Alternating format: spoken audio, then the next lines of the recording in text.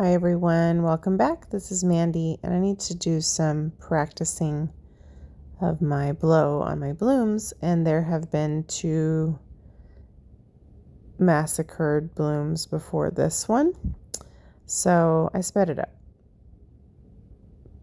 for the sake of your sanity.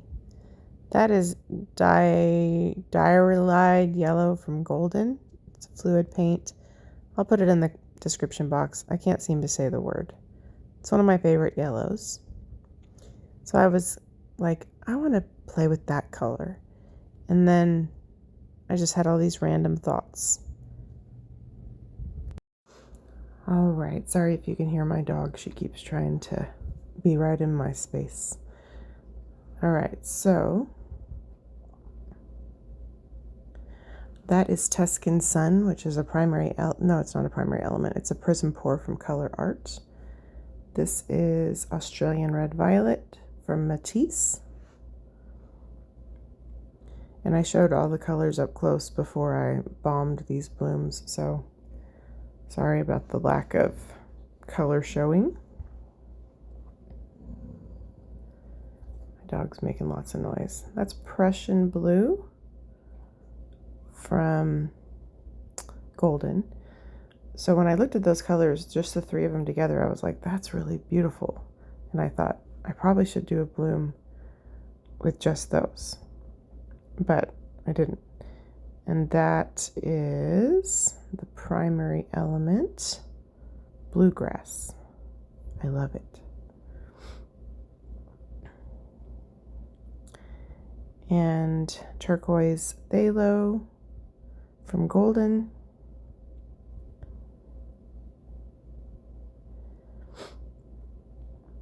Now what I did wrong here is I forgot to put Ember Fire in the middle. So I ended up putting it at the top. I'm drizzling a little more red violet. I ended up putting it at the top, and I don't mind that, but I would rather it be in the middle layers so it kind of shows up in the cell definition in the middle. It kind of takes over the top, and I don't typically like to put a pigment at the top because your lines that you get with your cell activator are not as clean and crisp, and so that's just generally not my preference.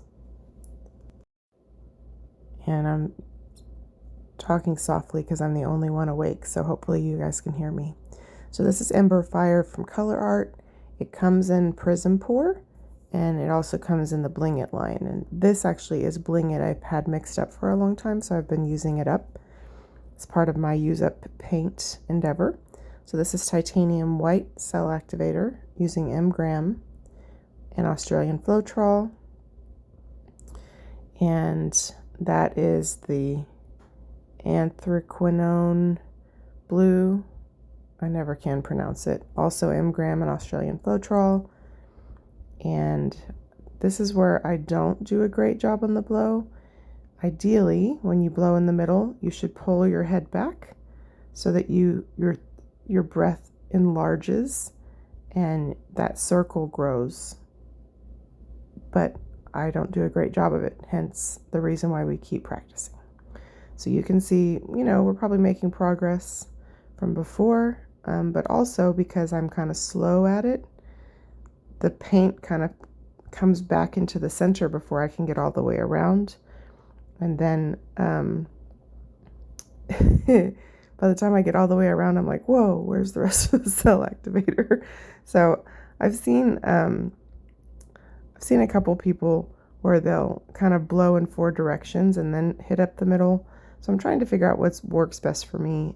When I try to do that, sometimes I take too long to get back to that other side, and then it's more difficult. So when I do small things with the little blower, if I just start with the kind of the first petal and then continue to go all the way around the circle pretty quickly, catching the edge of that cell activator, that works for me. It's just that I'm not very fast with doing it myself. So sorry about that. And sorry about my big head. I just showered and I had my hair all pulled back out of my face because it always gets in the paint. So I'm just going to warn you now, I am going to keep playing with that Diarylide yellow as the first part of the puddle, and some variation of these colors. So I did another bloom last night using some variation of the colors, and I only used one cell activator. The bloom wasn't amazing, but I want to keep trying some of the layering, so you're probably going to see it in a couple of videos for sure. So hopefully you're not tired of the colors. The cells in the middle they're nice, but they're a little more bubbly than I had in mind.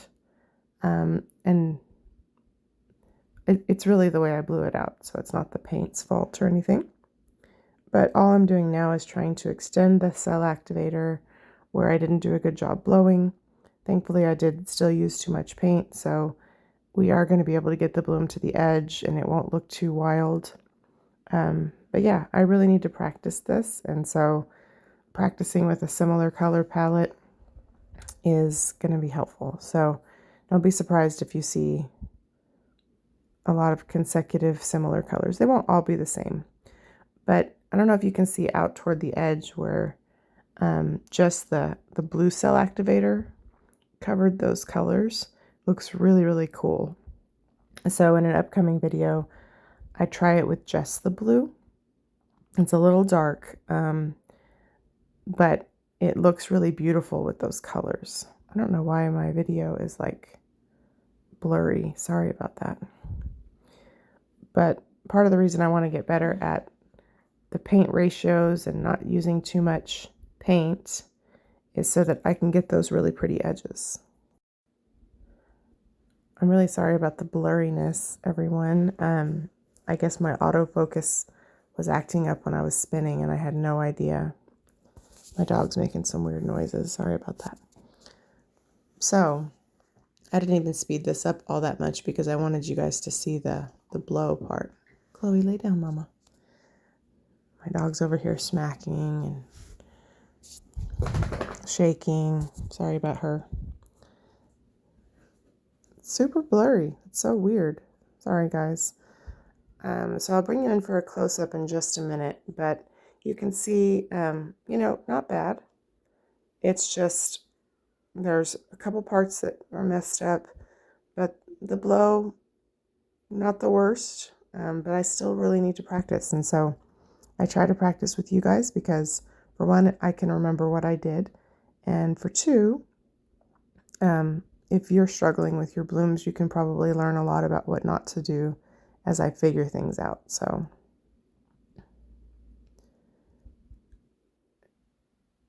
I still think the colors are beautiful, and I think under resin it'll be really gorgeous. So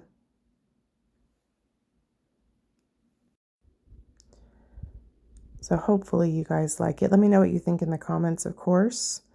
I had already scraped two, so I wasn't going to scrape this one. So this is an 8-inch MDF round. So I like small art a lot, so I think these look great on a little like easel once they're resined and stuff. So I think it'll look great under resin. I do show you the dried result in the next video. So stay tuned for the next one so you can kind of see how it turns out.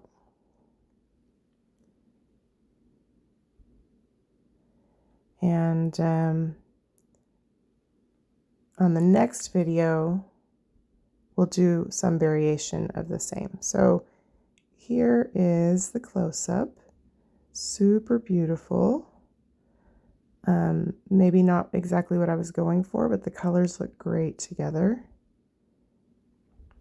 So I hope that you enjoyed the journey. I normally show you all of my fails, but I needed this video to not be super long.